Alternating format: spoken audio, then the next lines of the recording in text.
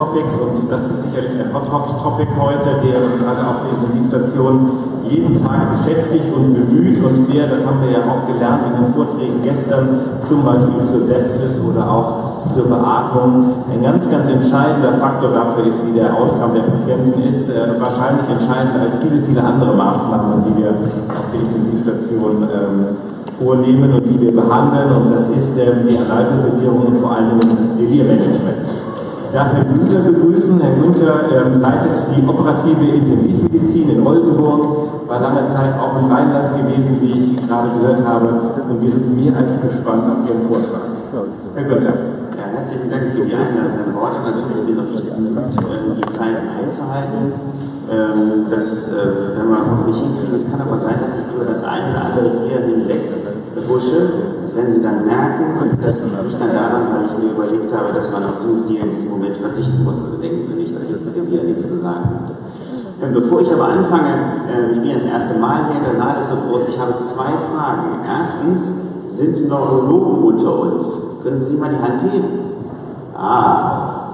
Sie sind ein. Ja. Und zweitens, das ist nämlich noch viel wichtiger, sind Biologen unter uns? Mal vorher Bio studiert oder so? Niemand? Gut, das wird nämlich nachher wichtig. Sie werden es schon merken. Ich muss vorher kurz erklären, und das ist auch für meinen Vortrag tatsächlich wichtig, dass ich hier und da Forschung gemacht habe, die von der Pharmaindustrie unterstützt worden ist. Und da sind eben auch Substanzen dabei, die sediert wirken. Also das müssen Sie gleich berücksichtigen, wenn ich darüber rede. Aber reden wir mal darüber, wo wir alle herkommen und ja nächste Woche wieder hin müssen. Das ist ein Patient hier, den Sie da sehen, der ist am Herzen operiert worden. Geplant war eine Nacht auf der Intensivstation, aber Sie sehen ihn jetzt am 12. postoperativen Tag auf der IMC-Station, aber sitzend. Was ist passiert? Der Patient ist nach der Herzoperation auf die Intensivstation gekommen und hat sich bei jedem Wachwert versucht, so lange wie den Ventilator gewährt durch den Druck sank, die Sättigung schlecht war, also muss er sediert werden, dann sinkt der Druck in der Regel noch weiter. Nicht wenige dieser Patienten müssen dann auch noch reanimiert werden, das heißt Sternumfraktur, häufig dann Infektion und. Er hat also 3 Tage gebraucht, bis er extubiert war. Dann hat er 1,5 Tage im Bett liegend, ich sag mal, vor sich hingeröchelt. Anschließend hat er eine Pneumonie, Reintubation, weitere Beatmung. Und so sehen Sie ihn jetzt hier nach 12 Tagen auf der Intensivstation. So war das also nicht geplant, und die Angehörigen haben sich das sicherlich auch anders vorgestellt. Also für uns Mediziner auch ein kleines PR-Problem, so möchte ich das mal nennen. Denn die Ansage der Angehörigen ist, wenn wir das gewusst hätten, wie das hier läuft, dann hätten wir ihn vielleicht gar nicht gebracht. Das hat sicherlich der eine oder andere von Ihnen schon mal gehört. Und das ist in der elektiven Chirurgie ein echtes Problem. Die Leute kommen nicht zu uns, weil sie eine akute Erkrankung haben, wo es jetzt sonst gar nicht mehr weitergeht, sondern die wollen etwas besser gemacht kriegen und nachher zurück in den Alltag. Und dieser Patient kann nicht in den Alltag zurück, jedenfalls nicht einfach so. Das sehen Sie an 2 Dingen. Erstens, und darum ist hier kein Balken drauf, er guckt an uns vorbei. Das ist eine Visite, und der Patient achtet gar nicht auf uns, obwohl das eigentlich normal wäre, wenn man als Visite in so einen Saal reinkommt. Und das Zweite ist, das erkennen Sie hier, habe ich hier nochmal abgebildet, das ist die Morgenmedikation. Die hat er nicht eingenommen. Warum nicht?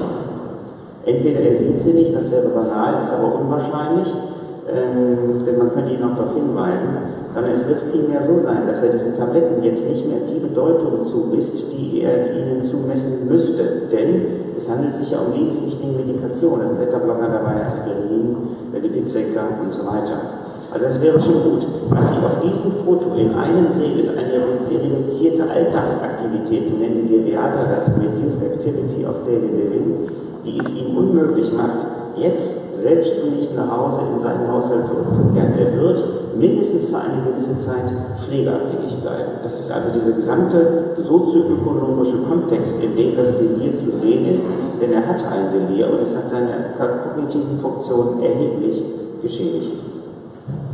Was ist eigentlich ein Delir? Es gibt eine neuere Definition, das sind die sogenannten DSM-5-Kriterien, und dazu gehört erstens eine Aufmerksamkeitsstörung, das ist das, was Sie gerade gesehen haben, als der Patient von mir wegblickte oder nicht zu mir hinblickte. Zweitens, es muss ein akuter Beginn oder ein schwankender Verlauf sein. Unter schwankender Verlauf versteht der Psychiater oder der Neurologe, dass diese Symptomatik mal besser, mal schlechter wird. Das kennen Sie vom Delir, denn viele Patienten sind ja nachts verwirrter als tagsüber, wo sie meistens sogar relativ klar wirken. Und drittens, es gehört dazu eine Veränderung sogenannter kognitiver Domänen, zum Beispiel das Kurzzeitgedächtnis, die Orientierung, Sprache oder der Wahrnehmung. Dann gehören noch zwei Subkriterien, sage ich mal, dazu. Erstens, der Zustand sollte nicht durch eine andere neurokognitive Störung erklärbar sein. Also wenn Sie jetzt zum Beispiel eine akute Entzündung des Gehirns haben, dann haben Sie natürlich auch entsprechende Symptome. Die dürfen Sie nicht damit verwechseln. Das bedeutet aber auch, dass wenn ein Delir auftritt, Sie zügig danach suchen müssen, wo ist eigentlich die Ursache für dieses Delir. Denn ein Delir fällt ja nicht vom Himmel, sondern es gibt eine medizinische Erklärung dafür, und das ist Merkmal Nummer 5. Es muss also Hinweise geben, dass es Delir eine direkte physiologische Folge einer anderen medizinischen Störung, Intoxikation oder Entzug ist. Noch ein paar Worte zur klinischen Bedeutung, obwohl ich damit schon angefangen habe. Gibt es natürlich auch ein paar Dinge, an die wir noch denken müssen. Erstens, das Delir wirkt beängstigend. Und zwar teilweise auch für den Patienten selber, das erzählen die ja nachher so. Ich weiß ja auch nicht, was mit mir los war. Es tut mir leid, dass ich sie getreten habe. Aber auch für die Angehörigen. Man sieht ja richtig die Panik in den Augen dieser Angehörigen, weil die sich dann oft auch fragen, wie kriege ich den jetzt wieder? Das ist also für uns auf Intensivstationen schon eine Menge Arbeit, muss man sagen, denn wir führen ja auch die Angehörigen mit, das darf man nicht unterschätzen. Dann ist es natürlich gefährlich für Patienten selber, das kann selbst gefährdet sein, oder eben auch fürs Personal. Ich habe eine ganze Dia-Serie zum Thema, was ist eigentlich Ärzten und Pflegekräften passiert auf Intensivstationen. Das geht bis hin zu Frakturen, Hämatomen, Bissspuren und so weiter. Und es hat nachhaltige Folgen für die Kognition, wie ich erstmal schon gesagt habe, und ich Ihnen aber auch gleich auch noch zeigen werde. Wir wissen, und ich zeige gerne mal so eine historische Arbeit, das ist die mit der alles angefangen hat. Wes Ely hat vor 15 Jahren nachgewiesen, dass bei internistischen Intensivpatienten das Delir ein unabhängiger prädiktiver Faktor für Mortalität ist. Also wenn Sie ein Delir hinzukriegen, ist die Überlebenswahrscheinlichkeit signifikant reduziert. Wie Sie sehen, die Patienten mit Delir haben eine wesentlich höhere Überlebenswahrscheinlichkeit als die Patienten ohne Delir. Die hat er dann nachverfolgt und so kam es drauf. Wie ist das jetzt mit den langfristigen Folgen für die Kognition? Sie haben ja wahrscheinlich jetzt noch das Bild von dem alten Herrn vor Augen, der da an mir vorbeigeguckt hat mit seiner Morgenmeditation auf dem Teller. Das ist eine Arbeit von Jane Zuchinski, die hat 215 elektivär-chirurgische Patienten untersucht mit einer großen Batterie an kognitiven Tests. Was ich Ihnen hier zeige, ist nur der Mini-Mendel-Test. Ich weiß auch, dass man mit dem Mini-Mendel-Test keine Verlaufsuntersuchung machen darf, aber weil dieses Dia so schön ist, zeige ich wirklich gerne. Wir sehen hier am Ausgangspunkt, also vor der herzchirurgischen Operation, einen Mini-Mendel-Test von 27,5 Punkten. Mini-Mendel-Test ist in der Forschung so ein Standardbaustein, den Sie für Kognitionsarbeiten haben müssen. Ich habe es auch so gemacht, obwohl unser Psychiater gesagt hat, also du musst es so machen, hat der Psychiater zu mir gesagt, aber es ist eigentlich nicht mehr so in der Gedächtnissammlung, das ist so State of the Art, wie dem auch sei. Fangen wir hier mal mit 27,5 Punkten an. Und dann kickt die Kognition am zweiten postoperativen Tag auf Werte um 25 runter. Das ist nicht so schlimm. Kehrt dann am fünften postoperativen Tag zum Ausgangswert zurück und bleibt hier.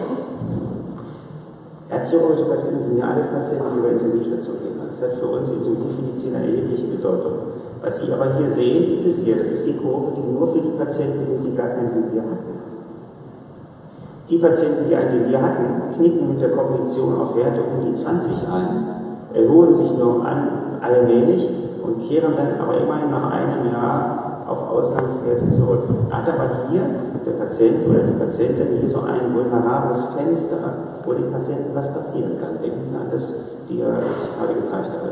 Was Sie auf diesem Dia noch sehen, ist eine Dosis-Wirkungsbeziehung. Dosis-Wirkungsbeziehung bedeutet in der biologischen Forschung, je größer der Einfluss, desto größer die Folgen. Genau das sehen Sie hier. Denn das hier, diese Kurve hier, gilt für Patienten, die nur 1 bis 2 Tage Delir hatten. Wenn Sie aber 3 Tage Delir oder mehr Delir haben, dann knickt die Kognition auf Werte um die 15 ein und kehrt kaum, beziehungsweise wenn Sie hingucken, eigentlich gar nicht mehr zum Ausgangswert zurück. Im Mittel. Natürlich bedeutet das, dass in dieser Gruppe schon Patienten drin sind, die sich noch erholt haben. Das bedeutet aber auch, dass in dieser Gruppe Patienten sind, die sich nie wieder erholt haben. Das ist das, was die Angehörigen zu uns sagen. Unser Vater hat sich von der letzten Operation nicht mehr erholt, und wenn wir das gewusst hätten.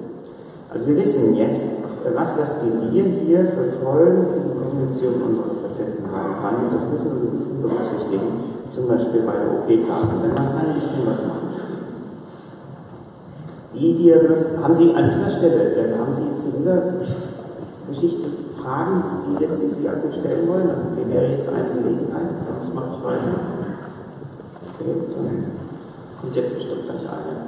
Wie diagnostiziere ich jetzt ein Delir oder wie schließe ich aus? Dieses hier ist die Richmond Agitation Sedation Scale, die äußeren Erregungs- oder Sediertheitszuständen einen Zahlenwert zuordnet. Es hat sich in der Klinik als sehr praktisch erwiesen. Das dreileitige Sedierung auf der Intensivstation fordert ja auch ein Monitoring und Dokumentation einmal pro Schicht. Das ist okay, und hat es sich durchgesetzt aus verschiedenen Gründen. Aber was ich Ihnen an dieser Stelle gleich sagen werde, Sie können aus dem äußeren psychomotorischen Zustand nicht auf einen Delir schließen. Das geht nicht. In der Richmond Agitation Sedation Scale, also in der RAS, kriegen Sie einen Zahlenwert von 0, wenn Sie aufmerksam und ruhig wirken. Es gibt eine Menge Patienten, die liegen im Bett und lächeln, und die können sogar ein bisschen Smalltalk machen. Das ist hier im Rheinland was Besonderes, weil der Rheinländer kann Smalltalk machen. Wenn Sie nach Norddeutschland ziehen, so wie ich, muss ich komplett umstellen, weil die sprechen nicht. Ich glaube es nicht, ich muss pro Visite Leute ansprechen und bitten, mal was zu sagen. Und dann sagen wir nur Moin. Und das ist adäquat. Schwätzer sagen. Ja, Moin Moin ist Schwätzer, genau. Aber wenn Sie wissen wollen, ob der Patient ein Delir hat oder nicht, reicht das bisschen nicht aus. Im Rheinland übrigens auch nicht. Es gibt hier Leute, die können wirklich sehr lange reden und haben in Wahrheit ein fettes Delir. Agitierte Patienten, hier sind positive RAS-Werte, negative RAS-Werte sind eben schläfrige oder sediert wirkende Patienten. Gucken Sie mal hier so einen Patienten an. Ich habe dieses Dia in letzter Zeit öfter gezeigt, aber letzte Woche hat ein Mitglied der konservativen Partei ernsthaft seinen kognitiven Zustand in Frage gestellt in der Presse, und sie fordert eine Untersuchung des Präsidenten. Das gibt es wohl ein Gesetz für. Also damit möchte ich sagen, ein RAS ungleich 0, dieser Patient ist ja hier so etwa RAS plus 3, würde man sagen, also agitiert, erregt. Das heißt aber noch nicht, dass er delirant ist. Also wenn Sie das wissen wollen, da hat die konservative Abgeordnete recht, sollte man nicht vom äußeren Erscheinungsbild des Präsidenten auf seinen kognitiven Zustand schließen. Wenn Sie es genau wissen wollen, dann müssen Sie ihn untersuchen lassen. Mal sehen, ob er das macht. Und hier RAS gleich 0, schließt ein Delir aber auch nicht aus, wie der eine oder andere ja das hier schon vermutet hat. Also wir wissen es nicht, wenn wir es wissen wollen, dann müssen wir zielgerichtet danach gucken. Da gibt es auch für intubierte Intensivpatienten Möglichkeiten, zum Beispiel die Confusion Assessment Method für Intensivstationen. Kann ich jetzt im Einzelnen nicht erklären, das ist ja ganz klar. Dafür gibt es auch Workshops und so weiter. Ich wollte Sie darauf aufmerksam machen, dass es die gibt, und ich wollte Sie schon darauf aufmerksam machen, dass der Kern der Delir-Diagnose oder des Delir-Ausschlusses die Aufmerksamkeitsstörung ist. Das würde hier stehen für die Leute, die hier sitzen. Das ist die Aufmerksamkeitsstörung. Und die Aufmerksamkeitsstörung können Sie nachweisen oder ausschließen, indem Sie den Patienten, der kann auch intubiert sein, die Hand geben, und dann lesen Sie 10 Buchstaben langsam vor, und jedes Mal, wenn ich ein A vorlese, drücken Sie bitte meine Hand, und wenn ich einen anderen Buchstaben vorlese, dann drücken Sie nicht meine Hand. Drücken Sie nur, wenn ich ein A vorlese. Dann fange ich an. Dann lese ich diese 10 Buchstaben langsam vor. Ich lese nicht das Wort vor, ich lese die Buchstaben vor. A, N, A, S, E, A, U, M. Und wenn der Patient höchstens 2 Fehler gemacht hat, dann hat er keine Aufmerksamkeitsstörung. Wenn Sie das ein paar Mal gemacht haben, und das ist, wenn Sie den Patienten sowieso neurologisch untersuchen, kein Hexenwerk, dann kriegen Sie ein Gefühl dafür, was ich meine. Es gibt Patienten, die wirken klar und ruhig und sind in Wahrheit vollkommen delirant oder sogar paranoid. Das gibt es on top dann auch noch. Und es gibt Patienten, die sind agitiert und die haben kein Delir, sondern Schmerzen zum Beispiel oder große Sorgen, was kommt und so. Da haben sich gerade mit jemandem gestritten, das gibt es ja auch. Also dieser Ananas-Test, so nennen unsere Pflegekräfte das, ist ein gutes Hilfsmittel, um herauszufinden, hat der Patient ein Delir oder hat das nicht. Und wenn er es nicht hat, was hat er dann? Da muss man häufig auch mal Neurologen dazu ziehen. Ich bin jetzt kein ich mache das zwar viel, aber ich bin natürlich kein Neurologe. Für die schweren Fälle brauchen Sie natürlich einen Experten damit. Sie können auch ein anderes Wort nehmen, was 10 Buchstaben hat und 4 A's enthält, zum Beispiel Casablanca. Warum erzähle ich Ananasbauch? Weil ich da selber drauf gekommen bin, im Rahmen dieser Testübersetzung. Und natürlich weiß ich, und darum hatte ich die Sorge, dass Biologen hier drin sind, dass Ananas nicht auf Bäumen wächst, sondern auf Sträuchern. Aber es sollte ein Wort sein, was man sich gut merken kann. Das Delir, ich sagte es schon, tritt in verschiedenen Subtypen auf und das war so eine Population in einer eigenen Untersuchung, die habe ich mir nachher nochmal angeguckt und Sie sehen, dass nicht die wenigsten Patienten wirklich eindeutig hyperaktiv sind. Es gibt eine Menge Patienten, oder die meisten Patienten sind hypoaktiv oder haben sogenannte Mischbilder, mal hyperaktiv oder mal hypoaktiv. Und die Unterscheidung können Sie machen, indem Sie die ChemICU machen oder einen anderen Delir-Test, da gibt es zum Beispiel die ICD-10, das steht auch so im Skript drin, und das mit der RAS kombinieren. Also wenn jemand ein Delir hat und hyperaktiv ist, dann ist das ein hyperaktives Delir, und wenn jemand ein Delir hat und sagen wir mal ruhig wird, dann ist es ein hypoaktives Delir. Aber Agitation und Delirtheit und Delir sind 2 verschiedene Paar Schuhe und Sie müssen für beide testen. Das ist hier nochmal aufgeschrieben und steht auch so im Skript. Häufig wechseln auch unterschiedliche Phasen ab. Und nur wenn ein Patient ruhig wird, heißt das nicht, dass er besser geworden ist. Haben Sie zu diesem komplizierten Komplex noch Fragen? Können Sie die jetzt? Vielleicht eine kleine Frage von mir. Wenn Sie Patienten lange auf Intensivstationen hatten, dann fragten Sie ja manchmal, ist es vielleicht auch eine Depression oder so? Einfach wenn, also Depression versus hyporeaktives Delir, wo ziehen Sie da die Grenze? Die depressiven Patienten bestehen den Anamnestest, die bestehen die immer. Also es sei denn, sie sind jetzt so depressiv, dass sie gar nicht kooperieren wollen, das merkt man aber, das sage ich jetzt mal so. Ich finde, man sollte auch solche Tests nicht auf die Spitze treiben, die haben ja ihre Grenzen. Aber sie sind relativ spezifisch, also wer den Ananas-Test besteht und aber sagt, ich fühle mich irgendwie nicht gut, das ist eine wichtige Information. Und das ist auch genau die Grenze. Wer den Ananas-Test besteht, also der keine Aufmerksamkeitsstörung hat, der kann alles andere haben und das häufig eine Depression dahinter. Das ist wirklich sehr hilfreich, dieses Tool. Manchmal hat diese Depression paranoide Komponenten, da muss man Experten dazu und der entsprechenden Medikation mit dazu. Das mache ich nicht selber. Hier ist noch eine Frage, aber ich glaube, das werden Sie uns später beantworten. Die Frage fängt an mit Moin. Ja. Und hier sind dann, wie sind Ihre Vorschläge, eine ruhige Umgebung für Patienten postoperativ, können Fotos von Angehörigen helfen, Angehörige auch vor Ort. Das werden Sie wahrscheinlich nachher erkennen. Ja, auch nein. Also hier sind sozusagen schon die dringlichen Fragen nach der Therapie. Wir machen weiter. Ja, die kommt gleich. Genau. Also ich hatte eben schon darauf hingewiesen, man kann so ein Delir auch schnell übersehen, aber ich habe dann selber eine Arbeit dazu gemacht, wo ich einen überraschenden Befund erhoben habe, der so nicht in der Literatur steht, darum zeige ich dieses Diagramm. Wir haben Pflegekräfte und Ärzte gefragt, glauben Sie jetzt, dass dein Patient durchgängig ist? Also vor 10 Jahren nannte man das ja noch Durchgangssyndrom. Und dann haben Doktoranden mit der ChemICU getestet, ob der Patient wirklich ein Delir hat. Und Sie sehen hier waren sich beide, also Testverfahren, also die subjektive Abschätzung oder klinische Eindruck, einig. Diese Patienten hatten tatsächlich ein Delir. Dann gibt es hier eine Gruppe, die gibt es auch in der Literatur immer, die hatte auch ein Delir, wurde allerdings von den Pflegekräften und den jungen Ärzten nicht als delirant eingeschätzt. Und dann gibt es hier eine Gruppe, und die gibt es nicht in der Literatur, da glaubt Pflegekraft und Arzt, der Patient hat ein Delir, der hat aber in Wahrheit keins. Ja? Und diese Patienten hier, die haben zum Teil psychoaktive Substanzen bekommen auf dem Boden einer klinischen Abschätzung, wo gesagt wird, ich glaube, der hat ein Delir und der braucht was. Das ist natürlich nicht gut, denn Benzodiazepine zum Beispiel, also wenn Sie jetzt zum Beispiel solchen Leuten Tarot geben, nur weil Sie glauben, dass er das braucht, ohne eine vernünftige Diagnostik zu machen, dann induzieren die eine antagonale Amnesie, und das ist sehr schlecht für alte Patienten, die dann zu reorientieren, also zu sagen, sie sind auf der Intensivstation, sie sind operiert worden, sie hatten einen Motorradunfall, aber wir sorgen hier für sie, das können sie sich nicht merken, wenn die Benzodiazepin bekommen. Das ist also nicht gut. Wenn wir ein Medikament rezeptieren wollen, braucht es dafür eine ordentliche, ich sage jetzt mal neurologische Diagnostik, und sowas gibt es heute.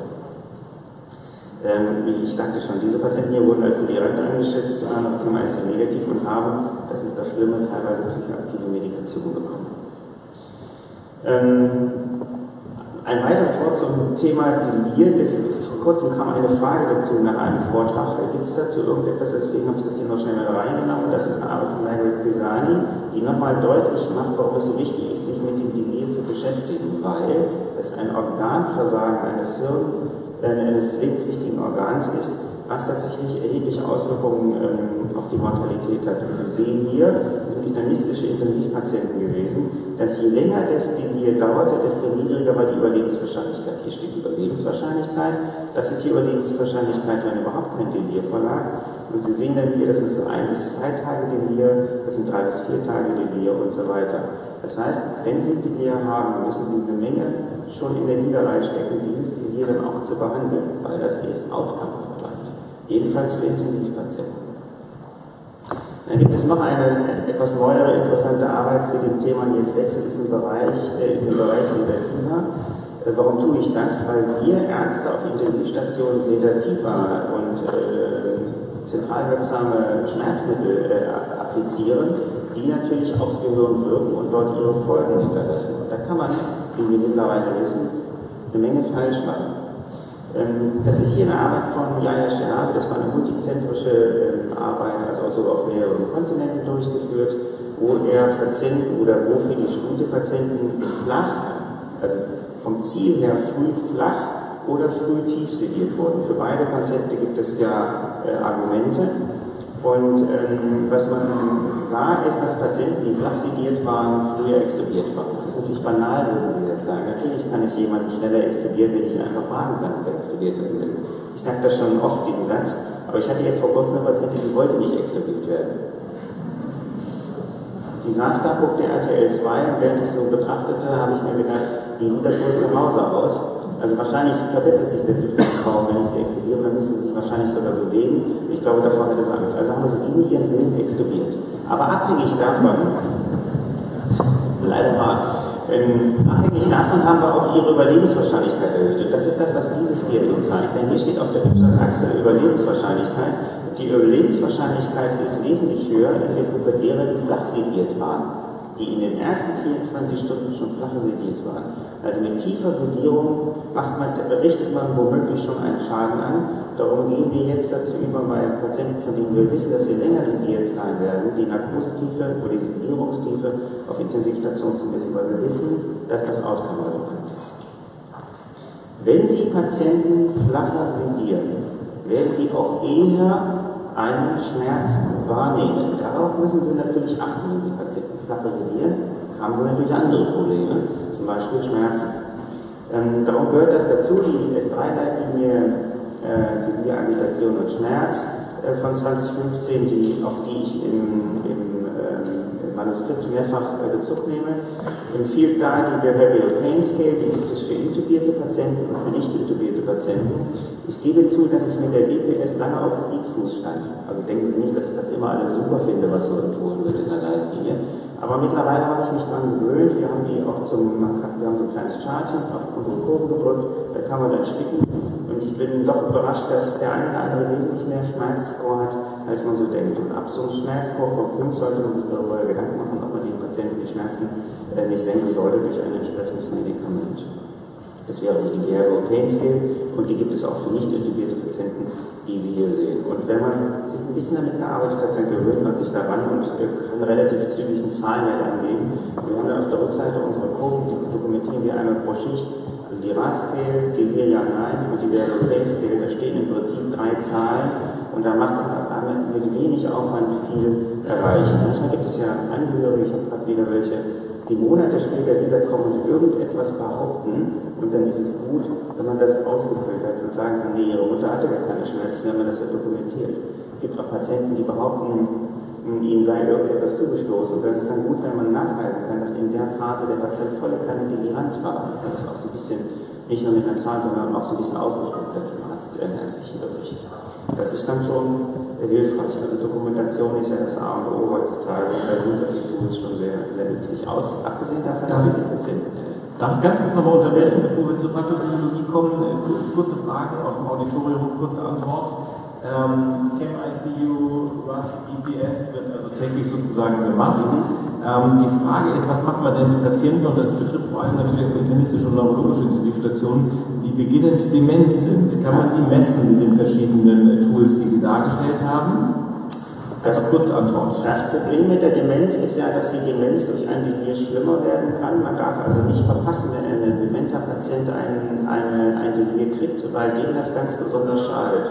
Also die Dementen neigen ganz besonders zum Delir und das ist auch denen das am dollsten schadet. Wenn Sie natürlich einen sehr dementen Patienten haben, der schon vorher, also vor dem Krankenhausaufenthalt, den Ananasbaum nicht mehr verstanden hätte, weil er kognitiv dazu nicht mehr in der Lage wäre, haben Sie natürlich schlechte Karten. Da muss ich aber auch ganz ehrlich sagen, das übersteigt so ein bisschen das, was wir im Tagesgeschäft leisten können. Da würde ich mir dann schon Experten dazu holen und sagen, guck dir den mal an. Günstig ist es natürlich, wenn Sie die Kognition des Patienten vorher systematisch erfasst haben. Da darf ich gleich die nächste Frage hinten anschließen aus dem Auditorium. Die Frage, gibt es einen Vorhersagetest? Also gerade bei elektiven Eingriffen, operativen Eingriffen, gibt es eine Vorhersagewahrscheinlichkeit für ein Delir? Ich komme darauf. Da kommen Sie noch drauf. Ja. Die Tests, die das systematisch versucht haben, also diesen Vorhersagescore etabliert haben, da gibt es holländische Arbeiten zu, schreiben dann selber, dass das noch nicht so überzeugend war. Okay. Jetzt bin ich über das nächste Dia. Ich wollte ein Dia über die Pathophysiologie verlieren, weil ich denke, dass das schon ziemlich wichtig ist. Weil es auch wichtig ist, darüber zu verstehen, welche Medikamente in Zukunft interessant werden könnten, wenn wir uns gegen das Delir wenden wollen. Sie sehen hier ein Gehirn und das ist ein Gehirngefäß. Hier sehen Sie Erythrozyten und das hier ist das EL1-Beta, das ist eins von vielen proinflammatorischen Zytokinen.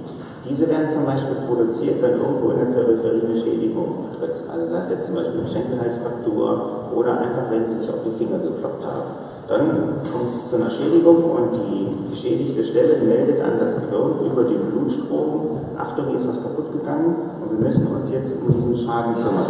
Dazu brauchen Sie ein Immunsystem und das sehen Sie hier. Es gibt auch aktive Carrier, das sehen Sie auf der anderen Seite, es gibt so Kanäle für EL1-Beta, die können dann hier durch. Und was machen die dann? Die melden sich hier bei der Mikroglia an. Das ist ein Teil des Immunsystems im Gehirn. Sie sehen das hier auch.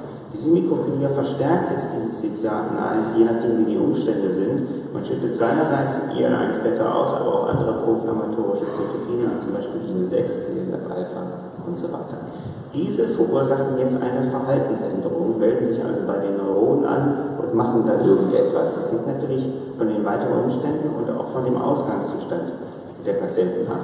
Darüber hinaus gibt es noch die Möglichkeit, dass EL1-Beta sich über vagale Afferenzen anmeldet und das direkt in den Hirnstamm meldet, wo der Vagus ja umgeschaltet wird. Und Sie können direkt nerval melden, Achtung, hier stimmt was nicht. Wenn Sie in der Bauchchirurgie eine Nahtinsuffizienz kriegen oder sonst irgendeine Infektion im Bauchraum, dann werden die Patienten als erstes Delirant. Noch bevor die Leukos schneiden, bevor das CRP schneidet, bevor die Fieber kriegen. Häufig äußert sich ein akuter Bauch über eine Verhaltensänderung. Das bemerken wir auf den Normalstationen ganz häufig. Also das Erste, was da ist häufig auch Benzodiazepin gespritzt worden auf Normalstationen, was ganz, ganz furchtbar ist. Also das ist die falsche Interpretation eines richtigen Signals. Das Säugetier, also der Mensch zum Beispiel, muss auch sein Verhalten ändern. Wenn es verletzt wird, wird es ja anfällig für andere Angreifer. Wenn wir jetzt eine Katze haben, unsere Katze hatte diese Woche auch eine Verletzung am Bein, dann bleibt die lieber drin, denn draußen kreist der Habicht und der hat Hunger.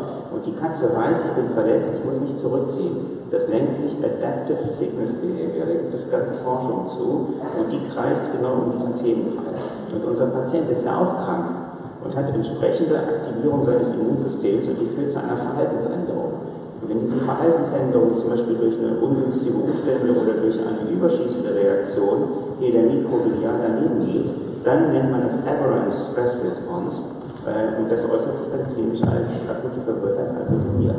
Leute, die zu einem Rückzug neigen, antworten eher mit hypoaktiven Delir. Leute, die eher aktiv sind, antworten mit einem hyperaktiven Delir. So stellt man sich das vor. Wenn diese Mikroglia zum Beispiel bei alten Patienten, die schon eine milde kognitive Einschränkung haben, geprimed ist, so nennt man das in der Literatur, eine geprimte Mikroglia, dann reagiert die überschießend mit dem Ausschütten proinflammatorischer Zytokine. Und das ist der Grund, warum Patienten, die mit einer schlechten Kognition ins Krankenhaus kommen, denen das höchste Risiko fürs Delir haben. Und das ist auch der Grund dafür, warum denen das am meisten schadet. Denn diese geprimte Mikroglia kann sich von einer relativ banalen Schädigung Also zum Beispiel einen Hammer auf den Daumen oder sowas eventuell nicht mehr erholen. Das ist das, was wir sehen. Und wenn die Angehörigen sagen, wenn wir das gewusst hätten, hätten wir ihn nicht gebracht. Jetzt komme ich zu den Risikofaktoren und zu den Scores, nach denen eben gerade die Frage war. Also erstens, wir wissen, dass ein erhöhtes Alter ein Risikofaktor fürs Delir ist. Das waren jetzt hier herzchirurgische Patienten. Wir wissen, dass die schlechte präoperative Kognition ein wichtiger Risikofaktor fürs Delir ist. Und wir wissen, dass das Gewicht der Nebenerkrankungen, hier gemessen mit dem Charlson Comorbidity Index, ein Risikofaktor fürs Delir ist. Was versteckt sich hier hinter dem Charlson Comorbidity Index? Erhöhtes PREA, erhöhte präoperative Entzündungsparameter, schlecht eingestellter Hypertonus und nicht statistisch signifikant dieser Arbeiten Diabetes Typ 2. Also das steckt dahinter und interessanterweise auch ein erhöhter Billy-Wert. Wer den wir nicht auf dem Schirm hatten, wenn Sie nur so in die Daten gucken, sehen Sie das nicht. Aber wenn Sie dann eine Analyse großer Daten machen, dann sehen Sie, dass in Wahrheit der Billy-Wert präoperativ erhöht war. Das hätten Sie nicht gesehen ohne so eine Auswertung. Noch einmal ein Wort hierzu. Es gibt Patienten, die relativ jung sind mit einer schlechten Kognition und es gibt Patienten, die alt sind und eine sehr gute Kognition haben. Also bitte nicht kurz schließen von, der ist alt und wahrscheinlich auch dement. Das eine hat mit dem anderen nichts zu tun, denn das hier sind die Ergebnisse einer multiplen Regressionsanalyse, die sind statistisch voneinander unabhängig. Also was ich Ihnen sagen möchte, wenn Sie was über die Kognition sagen wollen, dann müssen Sie die Kognition testen. Und wenn Sie etwas über das Alter sagen wollen, dann brauchen Sie noch aufs Steppenstamblatt gucken, das ist richtig. Aber nicht jeder alte Patient hat eine schlechte Kognition. Wenn Sie diese 4 Risikofaktoren kennen, das ist die Länge des kardiopulmonalen Bypasses, und insofern beantworte ich vielleicht die Frage, können Sie immer mit einer 80%igen Wahrscheinlichkeit, das ist eine ROC-Analyse, die hier oben so rumgeht, und bei etwa 0,8 hier seinen Ihren Hochpunkt hat, können Sie mit einer 80%igen Wahrscheinlichkeit das DG vorhersagen. Das ist nicht schlecht. Eigentlich wissen wir mehr, als wir dachten, wenn ich ganz ehrlich bin, als wir mit der Analyse fertig waren. Wäre sie 100%ig, dann würde diese Rockkurve hier oben so rumgehen. Das tut sie nicht. Warum nicht? Weil es postoperativ natürlich noch Komplikationen geben kann, die sie am Ende der Herzerkrankung natürlich nicht antizipieren können. Zum Beispiel die Sepsis, nicht eine Pneumonie und solche Dinge. Aber 80% ist gar nicht so schlecht. Also nochmal, hohes Alter, schlechte Kognition, je mehr Nebenerkrankungen, das sind die wichtigen Risikofaktoren fürs Delir. Wenn Sie andere Arbeiten sehen, dann sehen Sie immer mal wieder auch einen anderen Wert, aber ich glaube Alter und Kognition und Nebenerkrankungen, das kann man sich gut merken.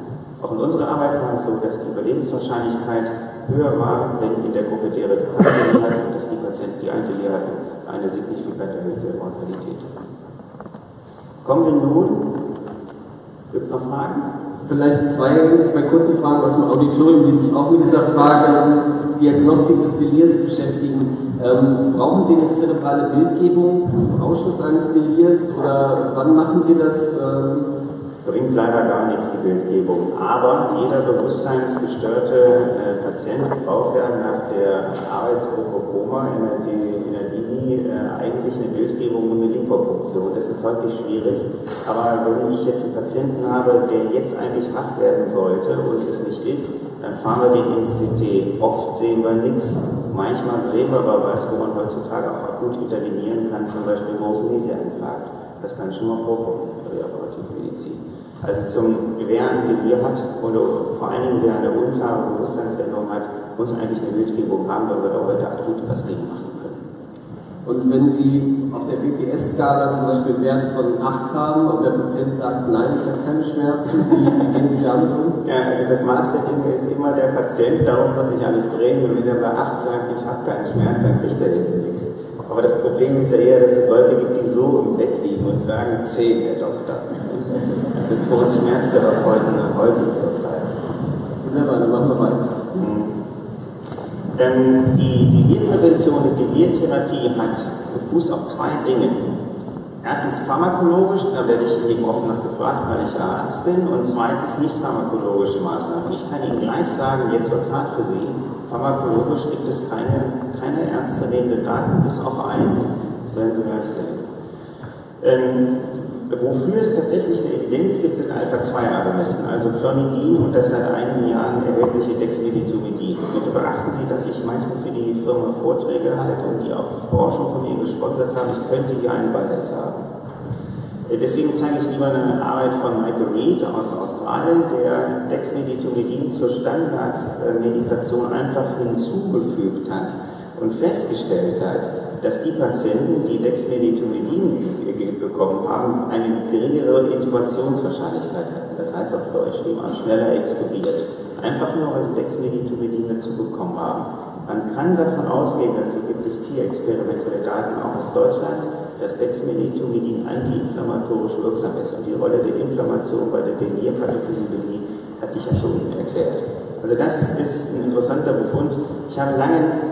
War ich mir nicht sicher, ob Dexmedetomidin wirklich antidelierogen ist, aber die Arbeit von Michael Reed, die nagelneu ist, legt das nahe. Eine etwas ältere Arbeit, fast schon historisch, ist die Arbeit von Rich Riker, der auch multikontinental, also Nordamerika bis Australien oder Südamerika, Patienten, gemischt chirurgisch-internistische Patienten, die intubiert und beatmet waren, in eine Sedierungsstudie aufgenommen hat, und die hatten am Tag des Einschlusses in die Studie, die waren alle intubiert und beatmet, eine Delirprävalenz von 60%, ist genau gleich. Sie sehen hier, grau ist die Niederzellargruppe, schwarz ist die Dexmedetomidin-Gruppe. Und in den nächsten Tagen hat er immer geguckt, wie wird es denn mit dem Delir? Und die Delirhäufigkeit in der Dexmedetomidin-Gruppe nimmt in den nächsten Tagen immer weiter ab. Es könnte sogar sein, dass Dex gut gegen das Delir ist. Das habe ich mit dem Dia eben schon gezeigt. Aber viel interessanter ist an dieser Arbeit, dass die in der Niederzellargruppe die Häufigkeit des Delirs vom Tag 0 auf den Tag 1 zunimmt. Das heißt, das Benzodiazepin agiert hier pro-delierogen. Das ist schon eine ernste Sache, finde ich, der wir uns annehmen müssen. Das ist nur eine von 4 Arbeiten oder sogar 5 mittlerweile, die zeigt, dass Benzodiazepine kontraproduktiv sind, was das Delir betrifft. Also sie sind sicherlich billig heutzutage, aber sie erhöhen die Delirrate der Patienten. Und das ist einerseits outcome-relevant, wie wir mittlerweile wissen, jedenfalls im Intensivbereich. Und das hat auch eine zweite Bedeutung. Das ist jetzt die gleiche Arbeit nochmal, denn in der Niederzellargruppe waren die Patienten 5,5 Tage beatmet im Mittel, während sie in der Dex-Gruppe nur 3,5 Tage beatmet waren. Das ist klinisch relevant. 2 Tage länger beatmet sein, als 2 Tage höheres Risiko, sich eine Komplikation anzufangen. Pneumonie, Katheterinfekt, Harnwegsinfekt. Und genau das sehen Sie hier auch. Sie sehen, dass in der Dex-Gruppe die Patienten eine Sekundärinfektionsrate von 10% hatten und dass in der Niederzellargruppe die Rate der Sekundärinfektion 20% war. Das ist nicht gut für unsere Patienten und das sollte man verhindern. Das sollte einem das auch ein bisschen was wert sein, sozusagen. Abgesehen davon, dass Sie natürlich, wenn Sie denn nur 2 Tage kürzer beatmen, auch entsprechend mehr Betten zur Verfügung haben, die Sie dann anderweitig vertragen können. Ich vermute, dass die Bettensituation in Ihren Häusern etwas ist, also knapp. Also, es macht schon Sinn, sich über das richtige Sedativum Gedanken machen. Die Wahl des Sedativums spielt fürs Outcome unserer Patienten tatsächlich eine Rolle. Jetzt bin ich schon so ein bisschen an die Benzodiazepine dran gewesen, bevor ich es vergesse. Natürlich haben Benzodiazepine in der Intensivmedizin ihren Platz. Es gibt mehrere Leitlinien zum Thema Alkohol, Angststörungen und so weiter auf S3-Niveau. Die können Sie nachlesen bei awmf.org. Da habe ich jetzt für Sie nochmal zusammengefasst. Natürlich haben Benzodiazepine ihre Rolle bei der Therapie des zerebralen Krampfanfalls. Natürlich haben Benzodiazepine ihre Rolle bei der Therapie von Angststörungen und natürlich beim Benzodiazepin, Alkoholenzug und ähnlichen Dingen. Wir wissen etwa, das ist eine Schätzung des Bundesministeriums für Gesundheit, dass wir etwa 1,5 Millionen Arzneimittelabhängige in Deutschland haben. Etwa 1 bis 2% aller Erwachsenen nehmen ein Benzodiazepin 1 Jahr oder länger ein. Und diese Leute haben natürlich auch eine erhöhte Krankheitsanfälligkeit. Wenn die ins Krankenhaus kommen, und oft wissen wir das nicht, und die dann delirant wach werden, dann muss man relativ zügig mal daran denken, dass sowas im Spiel sein könnte. Und das ist jedenfalls in der Herzchirurgie unser täglich Brot, herauszufinden, ist hier Alkohol oder sonst was im Spiel. Und dann wissen die Angehörigen das nicht, woher sonst es auch wissen. Und es kommt gar nicht so selten vor, dass wir dann Exuvantibus zum Beispiel ein Benzodiazepin ansetzen, um zu gucken, ob wir einen zweiten Wachwerdeversuch unter Benzodiazepinschutz womöglich besser hinkriegen. Der eine oder andere ist eben doch Alkoholiker und die Angehörigen wussten das nicht. Also, auch wenn ich im Vordier Benzodiazepine gerade verteufelt habe, bin ich mir sehr wohl bewusst, dass es ohne Benzodiazepine in der modernen Industriegesellschaft, Stichwort Alkohol und Benzodiazepine, nicht geht. Fragen dazu? Na, vielleicht ein Kommentar dazu. Ich glaube, es ist nicht nur eine Frage, welche Medikation man einsetzt, sondern auch wie man sie einsetzt. Ne? Wenn man Midazolam als Bolus sozusagen einsetzt in einer akuten Situation, dann denke ich, ist es vertretbar. Was eben überhaupt nicht mehr vertretbar ist, wenn man wirklich Perfusoren arbeitet und die Leute dann sozusagen das Midazolam vielleicht auch noch im Fettgewebe einlagern und eben dann Tage brauchen, um wieder wach zu werden. Ne? Aber in einer akuten, sagen wir mal, hyperaktiven Situationen kann es als Bolus, glaube ich, schon auch sinnvoll sein. Ne? Ja. Und es gibt natürlich sehr, sehr viele Fragen zum Dexdor. Die Frage ist das vielleicht gegen Clonidin mal getestet worden oder ist vielleicht Clonidin gleichwertig und viel preiswerter? Ja, fragen Sie den Richtigen, denn ich habe vor 4 Jahren mal versucht, eine solche Studie zu unternehmen, habe die beim BMBF beantragt, bin auch relativ weit gekommen, aber letzten Endes in der letzten Stufe dann rausgeflogen. Da hat keiner Interesse dran an so einem Clonidin-Dexmedetomidin-Vergleich. Also Sie reden dann über Investigator-Initiated Trial mit Monitoring und so weiter, da geht es schnell in die Millionen, wenn Sie sowas testen wollen. Und die Hersteller, die Clonidin vertreiben, die haben da kein Geld für, Logo, und der Hersteller, der Dexmedetomidin vertreibt, natürlich hat er auch kein Interesse daran, weil es hätte auch schief gehen können. Meine klinische Erfahrung sagt mir, dass Clonidin stärker auf die Kognition geht, also Patienten werden so drömelig sozusagen, das sehen Sie auch im Aufwachraum zum Beispiel, also mit etwas Übung können Sie die Leute, die Clonidin bei der Einleitung hatten, differenzieren von denen, die keins hatten.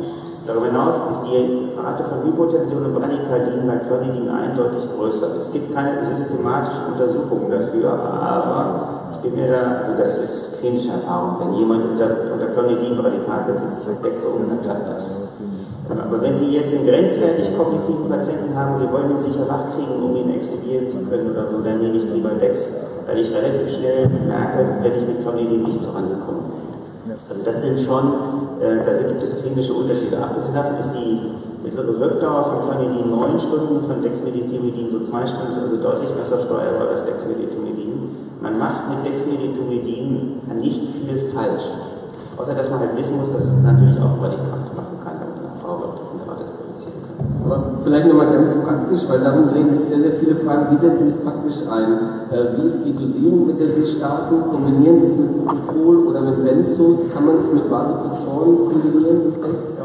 Ich starte mit 0,7 pro Kilo und Stunde, ohne Bolus beim Intensivpatienten. Wenn ich eine Prozedur sedieren will, zum Beispiel eine Thorax-Thoracenanlage bei hospitalisierten Patienten, die also schon sehr aufgeregt sind, dann gebe ich auch mal einen Bolus, 0,5 bis 1 Mikro pro Kilo über etwa 10 Minuten als Kurzinfusion und dann kann man anfangen. Und es gibt in der Anästhesie schon häufig Situationen, wo man keine Vollnarkose machen will oder braucht, weil der Patient irgendwie nicht fühlbar ist. Da macht man mit Dex praktisch nichts falsch. Ich habe das auch als Oberarzt häufig Assistenten einfach so in die Hand gegeben und das hat funktioniert, ganz häufig. Ich kombiniere es, wenn ich erwarte, dass es doch irgendwie wehtut, mit einer Lenifentanil zum Beispiel, das kommt schon mal vor. Also ich habe eine 3,5 Stunden lange Gefäßeingriff durch einen Radiologen und Gefäßchirurgen bei Bachenpatienten so behandelt, also mit Dex und Lenifentanil, das hat super funktioniert. Und auch Bronchoskopien, TEE-Geschichten, also wenn ich jetzt mal Vorhoftrom oder sowas akut ausschließen muss, mache ich gerne mit Dexmedetomidin. Ich kombiniere es ganz selten mit Propofol, aber das macht irgendwie keinen Sinn, weil ich für die Patienten ja sedierte Wache haben.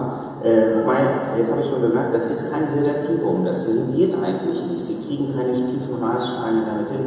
Sie kappen nur die Agitation und Sie machen dann dem Patienten so eine angenehme, mir doch egal Einstellung. Ich habe also mal einen Patienten gefragt, merken Sie das denn nicht, dass die an Ihrem Finger da rumschnitzen? Und da hat er gesagt, doch, das merke ich, aber das ist mir egal. Das ist also, ich habe viel Erfahrung mit dieser Substanz dann so über die Jahre gesammelt, im Saal, auf Intensivstationen und so weiter. Mache das immer noch gerne. Und ich sehe jetzt auch in Eurosch, dass die Kollegen das nachmachen. Also eine TI-Untersuchung zum Beispiel ein bisschen Dex. Das klappt ganz hervorragend. Und Kombination mit Catecholamin ist möglich? Ja, klar. Also manchmal muss man das Adrenol mitlaufen oder man hat schon Adrenol mitlaufen. Dann, wenn ich sowas habe, nehme ich kein Clonidin, weil das Kreislaufdepressiver wird. Da gehen Sie mit Dex eigentlich kein Risiko ein. Frage nach dem Stellen von Sedalam, was sehen Sie den? Wir haben das jetzt noch nicht vorsehen, Sie sind dann zu den Benzos und sagen, lieber nicht verwenden. Ja. Sagen Sie bitte. Es ist ein Benzodiazepin, was ich scheue und ich sehe da ich brauche das nicht, wenn ich das mal so sagen darf. Also wir hatten das früher in Oldenburg, das machen wir auch ohne. Also wenn ich wirklich ein Benzodiazepin brauche, dann nehme ich eins, was gut steuerbar ist, und das gebe ich als Bolus. Dann nehme ich zum Beispiel Tavor, bei Alkoholikern, Angstzustände und so weiter. So mache ich das. Das ist jetzt nicht, wie ich schon sagte, dass ich ohne Benzos arbeite, aber nicht mehr als Perfusor. Also gut, dann würden wir, glaube ich, weitermachen. 15 Minuten haben Sie ja noch. Ja, jetzt kämen die Neuroleptika. Die Neuroleptika, hier das Haldol wäre ja natürlich, ist ja so eine Standardsubstanz, da gibt es auch die meisten Daten zu. Und jetzt kommt so eine lustige Einteilung, denn ich arbeite in Oldenburg viel mit Niederländern zusammen, die kommen da über die Grenze rein bei uns, das ist sehr schön. Und es gibt 2 holländische Arbeiten, eine ist neu, die andere ist über 10 Jahre alt, die zeigen, dass Haldol die Länge des Delirs verkürzt, aber nicht die Inzidenz. Wobei man sagen muss, die Länge des Delirs verkürzt wäre ja schon outcome-relevant, wie ich gezeigt habe. Das sind, also diese ist älter, da kann man darüber denken, was man will. Aber die von den Bogan-Arbeit ist relativ neu. Und ich sag mal, ich kenne den Erik, das will ich jetzt mal glauben. Das muss ich auch glauben, denn es gibt 4 andere Arbeiten, die alle nicht aus den Niederlanden sind. Und die zeigen, dass Haldol keinen Effekt auf gar nichts hat. Also Länge, Inzidenz und so weiter und so fort. Es gibt dann noch eine chinesische Arbeit, die mit einem Perfusor gemacht wurde. Und die zeigte, dass wenn man das prophylaktisch einsetzt, die Delirhäufigkeit postoperativ dann doch gesenkt wird. Also Sie sehen, dass es jetzt ein paar Daten dafür und so ein paar Daten dagegen gibt. Mir passiert es manchmal, dass Patienten sich melden und sagen, ich hatte schon mal ein Delir, zum Beispiel Hüfte links ersetzt, hatte ich ein Delir 3 Tage Gitterwelt, können Sie sich das vorstellen, Herr Doktor? Das ist jetzt wahr, Sie haben einen Anruf hatte ich vor kurzem, jetzt kommt die rechte Hüfte dran, was machen wir denn? Und denen sage ich einerseits viel pflegerische Maßnahmen, vorher schon ein bisschen üben, und solchen Leuten setze ich Haldol an. Und zwar 2x0,5, wenn sie kleiner sind, oder 2x1 Milligramm. Sie müssen nämlich Sie müssen wissen, dass der Wirkeintritt erst nach 3 Tagen ist. Also dieser antiinflammatorische Effekt, den Haldol sicherlich auch hat. Ich weiß nicht, wie sehr der antidopaminerge Effekt da eine Rolle spielt. Aber wie dem auch sei, die Pharmakologen sagen mir, nimm nicht 3x0,5, sondern nimm 2x0,5. Das nehme ich jetzt mal so, denn in der S3-GAS-Leitlinie von 2015, also Sedierung oder Analysie auf Intensivstationen, steht 3x0,5 drin. Ich erzähle Ihnen das jetzt mal so, weil es so neuere Erkenntnisse von mir sind, die nach der Leitlinie kamen. Und da steht sinngemäß drin, bei hohem Risiko erwägen. Und wer schon mal ein Delir hatte, hat ein hohes Risiko. Und solchen Leuten, gerade wenn sie sich vorher melden, kann man 2x0,5 Haldol geben. Da es eben auch in der Leitlinie steht, erwähne ich das hier. Alternatives Risperdal, deutlich weniger Nebenwirkungen, macht auch keine QT-Veränderung. Haldol können Sie eigentlich nur am Monitor geben, was für mich als Intensivmediziner jetzt nicht so besonders ist. Aber wenn ich das merke, dass ich dass sich das länger hinzieht, dann setze ich das auf Risperdal, und sobald die essen können, dann gebe ich 2x5 und die Kognition ist dadurch deutlich weniger beeinträchtigt. Sie können beim Delir, gibt es 2 Substanzen, die beim Parkinson-Delir zugelassen sind. Das eine ist Seroquel. Seroquel muss man eigentlich in hohen Dosen geben, das können Sie nicht aus dem Stand machen. Darum habe ich hier mal Start mit 2x25 Milligramm angegeben. Ich hatte die Sorge, dass mehr Neurologen im Publikum sind. Da muss man immer das Parkinson-Delir mit berücksichtigen. Aber für Parkinson solche Dinge hole ich natürlich einen Experten ins Bett, das ist ganz klar. Steht ja hier auch. Opiate. Wenn ein Patient, der flacher sediert ist, kann Delir haben, wir geben natürlich Opiate zur Schmerztherapie, sind effektiv und müssen gegeben werden, denn wer Schmerz hat ein Delirrisiko. Wer zu viel Opiat kriegt, also mehr Opiat kriegt, als er Schmerzen hat, der hat natürlich auch ein Delirrisiko. Und wir wissen seit einer Arbeit von Finn Radke, damals Charité, dass wenn man intraoperativ Fentanyl gibt oder Remifentanil gibt, die Delirhäufigkeit in der Fentanylgruppe doppelt so hoch ist. Da würden Sie sagen, ja, das hat er bestimmt im Aufwachraum gemessen, ist ja klar, dass die Delir noch haben, weil der eine oder andere ein Fentanyl übernommen hat und gar keine Schmerzen mehr, weil er nicht mehr operiert wird. Das stimmt, aber die Delirrate war auch am ersten postoperativen Tag auf Normalstation hoch. Ich bevorrate auf den Intensivstationen gerne Remifentanil. Wenn ich einen kurzen, schmerzhaften Eingriff habe, dann kriegen die keine langwirksamen Opiate, sondern Remifentanil. Ich denke zum Beispiel an die Tracheotomie. Wäre ja mal schade, wenn Sie da eine hohe Dosis eines langwirksamen Opiats spritzen, nur weil es einmal kurz wehtut. Das verschenken Sie einen Tag für den Patienten, der ja eigentlich was davon haben soll, von der Tracheotomie. Und die präoperative Nüchternheit mit Flüssigkeit war der stärkste Risikofaktor fürs Delir. Die ganzen anderen Faktoren, die getestet wurden, aus Gründen der Übersichtlichkeit, damit Sie das da hinten auch besser lesen können, ausgelassen. Also zwei wichtige Risikofaktoren, langwiersame Opiate, schlecht steuerbar und die Dehydrierung. Zur Sedierungstiefe hatte ich mich schon geäußert, aber für die Anästhesisten unter uns, beziehungsweise wenn Sie dann regelmäßig Anästhesisten bei sich auf Station treffen, fragen Sie die mal, ob die, also auf ihrer Intensivstation, ob die beim geriatrischen Patienten auch nach der Narkosetiefe geguckt haben. Denn wir wissen aus mittlerweile 5 Arbeiten, die 5. ist aus Bonn und steht hier nicht drauf, aber wie dem auch sei, wir wissen mittlerweile aus 5 Arbeiten, dass eine unbeabsichtigt zu tiefe Narkose ein DD-Risikofaktor ist. Und das hat natürlich auch Bedeutung für DD auf Intensivstationen. Wenn Sie Patienten aus dem Saal kriegen, gerade wenn sie geriatrisch sind, dann gehört eigentlich heutzutage, da gibt es mittlerweile auch 2 Leitlinien zu, die Narkosetiefe gemessen. Hier sehen Sie mich nach einem Katzenbiss. Da haben 4 Anästhesisten Narkose gemacht. Klar, wenn der Geschäftsführer Arzt Narkose kriegt, da wollen alle dabei sein, die schon immer mal was mit mir besprechen wollten. Und dann haben sie mir 300 Propofol gegeben, mir dünnen Hering, und dann hatte ich echt eine Nulllinie BEG, das können Sie hier sehen. Ja.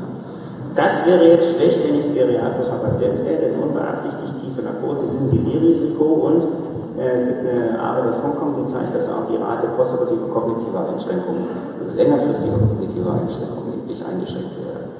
Dann gibt es eine wichtige Arbeit, auf die ich im Skript auch sehr, sehr detailliert eingehe, und das ist die Arbeit von Herrn Ström aus Dänemark, der im Titel schreibt: A Protocol of No Sedation for Critically Ill Patients Receiving Mechanical Ventilation, Randomized Trial. Das stimmt auch. Das ist natürlich Open Label gewesen, also jeder konnte sehen, ob der sediert wird oder nicht. Aber er konnte zeigen, dass die Verweildauer im Krankenhaus deutlich höher ist in der Gruppe derer, die Sedierung gekriegt haben.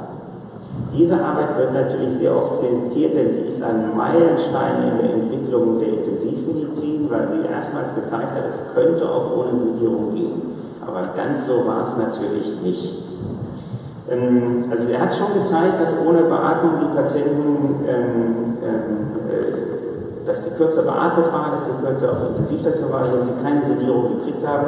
Er hat auch gezeigt, dass die Mortalität deutlich niedriger war. Er hat lustigerweise auch gezeigt, dass der Analgetikabedarf von beiden Gruppen gleich war. Ich hätte erwartet, dass die nicht sedierten Patienten wesentlich mehr Analgetika brauchen, aber so war das nicht. Aber man muss natürlich einschränkend sagen, Herr Ström hat 700 Patienten gescreent, um dann gerade mal etwas mehr als 100 einzuschließen. Also bei vielen hat das gar nicht erst versucht, weil sie gar nicht geeignet waren. Die Patienten in der Sedierungsgruppe waren von vornherein kränker, wie Sie an diesen Scores sehen, und im gesamten Paper sind keine P-Werte angegeben. Das heißt für mich, die werden schon signifikant gewesen sein, auch wenn man die wenn man sich die Balken anguckt. Ich glaube, dass die Patienten von vornherein kränker waren, die in der Sedierungsgruppe waren. Dann sind sie natürlich länger im Krankenhaus. Hier sind die genaue Zahl, aber er hatte über 400 Patienten assessed und hat dann etwas mehr als 100 eingeschlossen, also ein Dreiviertel waren gar nicht geeignet. Und dann haben in der Nicht-Sedierungsgruppe doch 20% eine Sedierung gekriegt. Also auch bei denen ging es nicht immer gut. Sie hatten einen Pflegeschlüssel von 1:1 plus eine Interventionsnurse, wenn man jemandem geholfen werden muss, weil die Pflege gesagt hat, den Pflegeschlüssel von 1:1 kann man so einen Versuch nicht machen. Da staunt der Deutsche. Schwierig, das auf unsere Verhältnisse zu übertragen. Und die Delirrate war lustigerweise in der Nicht-Sedierungsgruppe wesentlich höher als in der Sedierungsgruppe. Das hatte allerdings einen Messeffekt, vermutlich, denn tief sedierte Patienten oder sedierte Patienten können so häufig gar nicht so gut auf DD untersuchen, vor allem wenn sie tief sediert sind. Also, die Strömarbeit hat sehr, sehr viele Schwächen. Trotzdem wird sie ständig zitiert. Das finde ich aber auch richtig. Denn sie zeigt, dass wesentlich öfter keine Sedierung nötig ist, als man denkt, und dass man es pro Patient halt mal probieren sollte. Und öfter als man denkt, geht es denn auch. Patienten profitieren jedenfalls davon. Das A und O der Delirprophylaxe und Delirtherapie ist allerdings eine pflegerische Maßnahme. Ich sagte schon, Medikamente, so viel wissen wir gar nicht darüber, nur mit der Sedierung kann man etwas falsch machen. Und wir wissen seit einer Arbeit von Schweigert, wirklich auch zahlenmäßig, dass die frühe Mobilisierung die Länge des Delirs und die Länge der Beatmung verkürzt.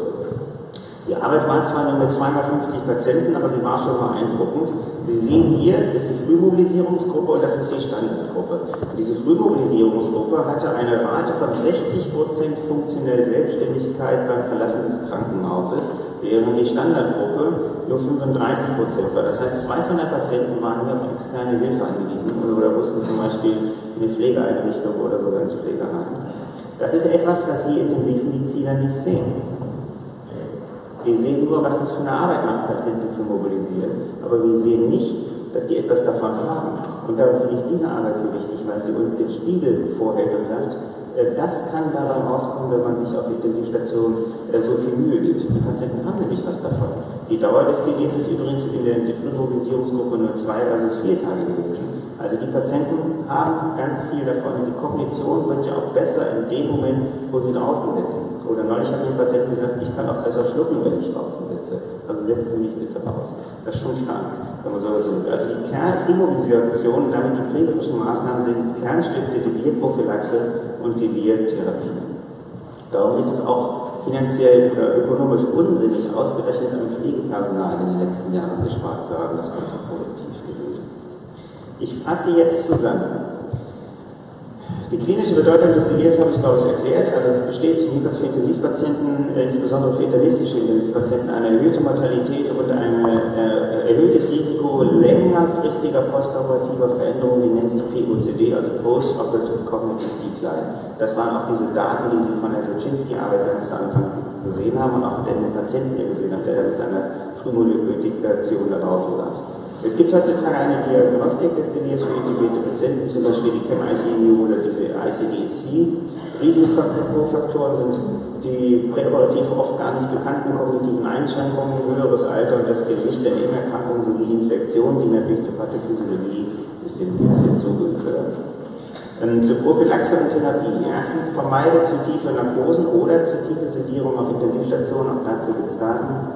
Vermeide langwirksame IV-Opioide, wo immer es geht, und vermeide delirogene Medikationen. Da können wir mit den Sedativa leider auch was falsch machen, vor allem wenn wir auf Benzos setzen, aber wahrscheinlich auch auf Propofol, die Daten sind nicht ganz eindeutig. Propofol hat jedenfalls den Vorteil, dass es pharmakologisch günstiger steuerbar ist. Hilfreich sind Alpha-2-Agonisten wie zum Beispiel Clonidin, wo es geht, und Dexmedetomidin, wenn sie helfen, vor allen Dingen die anderen Sedativa einzusparen. Den Tag-Nacht-Rhythmus gilt es zu erzwingen, wie manche Neurologen sagen, das ist auch bei uns so. Zum Thema Tag-Nacht-Rhythmus könnte ich noch einen ganzen Vortrag halten, aber da erzielen sie wirklich Wunderwirkungen, wenn der Patient einmal richtig geschlafen hat oder jedenfalls ordentlich Ruhe hatte. Brille, Hörgerät, Exekose von -K, viele reorientierende Gespräche, sowas kann man üben, also kurze Sätze, immer wieder die gleichen Sätze, das hilft und nicht die Ruhe verlieren, und der Ton macht die Musik, das spielt natürlich auch so ein bisschen mit rein. Und das Herzensangelegenheit von mir, die Frühmobilisation ist die Prophylaxe und die Therapie des Delirs auf Intensivstation. Ich bedanke mich für Ihre Aufmerksamkeit.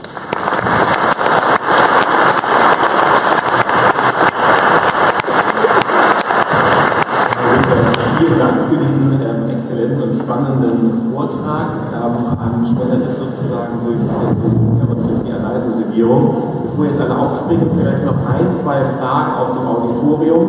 Hier ist natürlich die Frage, was machen die Patienten, die Langzeit beatmet werden? Also über 3 Tage oder über 7 Tage. Gehen Sie dann zu Fenterum wieder zu Lahm? Wann nehmen Sie dann das Midazolam mit rein? Die Frage ist hier nach Bolus und nach Perfusor. Und hier ist auch nochmal die Frage, wenn Sie länger beatmen und Sie DEX einsetzen, dann haben Sie natürlich ein Kostenproblem. In der Leitlinie gibt es keine Empfehlungen dazu. Das heißt, Sie haben dann auch Schwierigkeiten mit Ihrer Verwaltung. Das sind sicherlich alles Fragen, die Sie jetzt nicht hier ad hoc beantworten können. Aber vielleicht nochmal ein Statement zum Patienten, der schwerst krank ist und Langzeit beatmet werden muss. Was machen Sie mit dem? Da fangen wir mal mit der Verwaltung an. Die Verwaltung hat verstanden, dass wir dadurch die Beatmungszeiten so dermaßen gesenkt haben, dass ich es jetzt erstmal weiter kaufen darf. Aber das ist tatsächlich ein Ziel, es ringen von Quartal zu Quartal. Aber dem muss man sich aussetzen. Bisher glauben Sie meine Argumentation. Zweitens, ich setze DEX erst ein, wenn ich merke, dass die Sedierung zu Ende geht. Vorher sedieren wir mit anderen Medikamenten. Ich setze DEX nur so ein, dass ich erwartbar höchstens 24, 48 Stunden brauche. Es läuft nicht mal mehrere Tage, weil das können Sie nicht bezahlen. Da müssen Sie die Substanz schon, da setze ich sehr auf Clonidin. Ich Jetzt habe ich so viel über Dex geredet, weil Sie danach so viel gefragt haben, aber so viel setzen wir das gar nicht ein. Also höchstens, wenn es knapp wird und auch erst in der zweiten oder dritten Instanz, wenn also Extubation schiefgegangen wird. Und dann setzen wir eben auf andere Substanzen, wie zum Beispiel Propofol, weil es günstig steuerbar ist, wenn Sie eine tiefe Sedierung brauchen, zum Beispiel bei ECMO-Patienten mit einem offenen Thorax, da habe ich Schwierigkeiten, die Patienten wach werden zu lassen, weil was sollen die machen, wenn sie wach sind, das ist ja auch gemein. Da bin ich etwas zurückhaltender als die Leitlinien. Also die werden schon tief sediert, RAS -4, -3, -4, und das hat schon Sicherheitsaspekt mit einem offenen Thorax, großen Kanülen, die schnell rausrutschen können. Das soll so nicht sein. Oder wir setzen eben auf die Anaconda. Aber was wir gar nicht mehr machen, sind Benzodiazepinperfusoren. Und zwar von meinem ersten Tag an. Und das habe ich jetzt nicht, bin jetzt nicht schreiend über die Station gelaufen und gesagt, ich möchte das nicht mehr sehen, sondern ich habe einfach so lange argumentiert, ob ich wach werde, versuche überzeugt, dass es bessere Alternativen gibt als langsame Benzodiazepine, sodass die irgendwann von alleine verschwunden sind. Ja?